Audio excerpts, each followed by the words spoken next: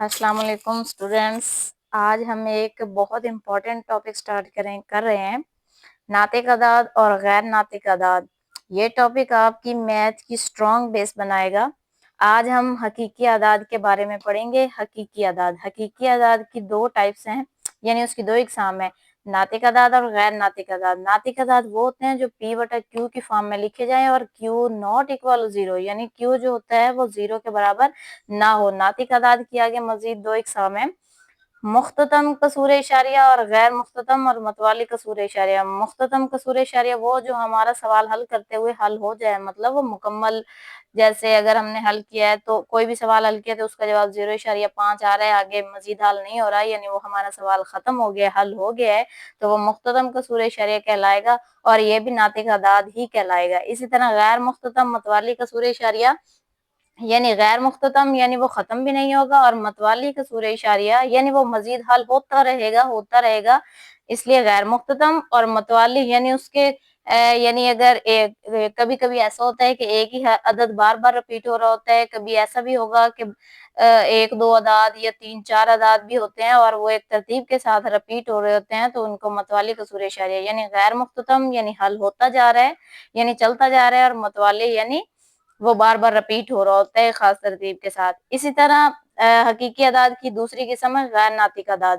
गैर नातिक अदाद वो होते हैं जो गैर मुख्ततम यानी हल भी नहीं हो रहे होते या चलते जा रहे होते हैं, और गैर मतवाली कसूर इशारिया यानी वो सेम तरतीब, मतलब वो तरतीब में रिपीट भी नहीं हो रहे होते किसी खास तरतीब में, जैसे 2 की जजर हो गई, 3 की जजर हो गई, या पाई की कीमत हो गई। पाई की कीमत होती है 3.1, 4, 1, 5, 9।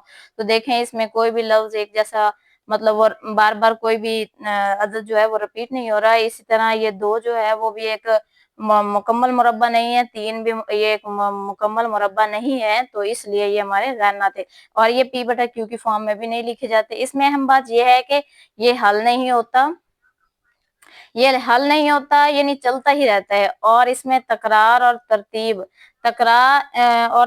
एक तरतीब से नहीं होता।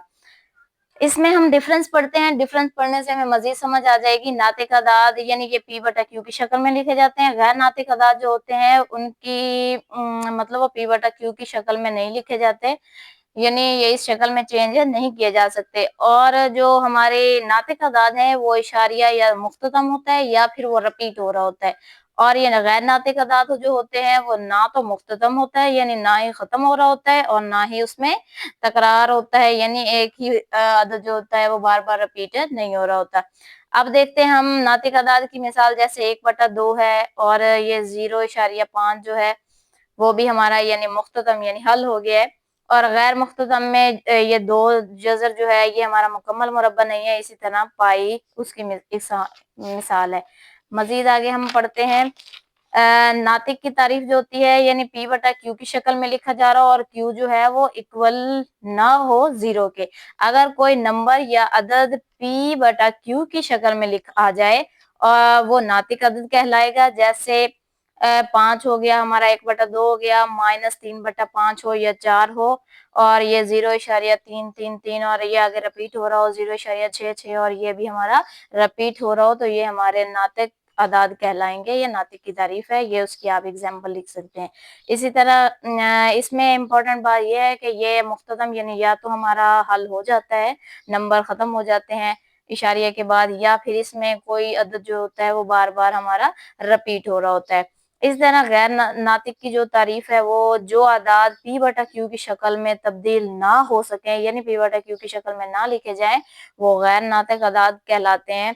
जैसे हमारा 2 की जजर हो गया, 5 की जजर हो गया, और पाई की कीमत हो गई। पाई की कीमत भी मतलब वो गैर मुख्ततम भी होती है, और उसमें जो अदाद होते हैं वो एक जैसे रिपीट नहीं होते, मतलब बार बार, यानी इसमें हमारी जो अहम बात है वो ये है कि ये ना तो मुख्ततम होता है यानी ना ही ये हल हो रहा होता है, चलता जा रहा होता है, और ना ही इसमें कोई भी हमारा जो अदद है वो रिपीट नहीं हो रहा होता, और ना ही उनकी तादाद को, मतलब 2 अदद एक जैसे बार बार रिपीट हो रहे हो या 3 अदद, ऐसा भी नहीं होता।